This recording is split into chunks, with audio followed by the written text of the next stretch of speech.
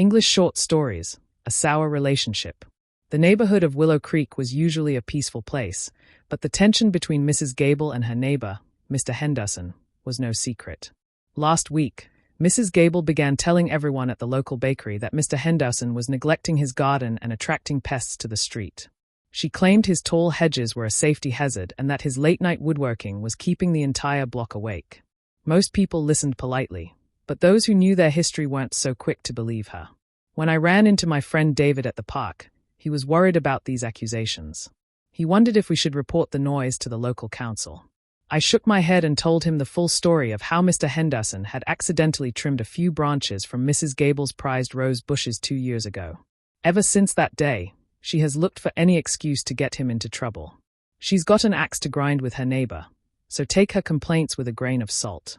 By mid-afternoon, Mrs. Gable was seen patrolling the sidewalk with a notebook, documenting every time Mr. Henderson's dog barked. Her behavior was becoming an obsession that overshadowed the actual facts of the situation. While Mr. Henderson was known for being a bit eccentric, he was generally considered a kind and helpful man by everyone else.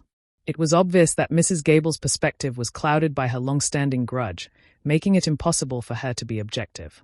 In the end, the neighborhood council visited the street and found absolutely nothing wrong with Mr. Henderson's property.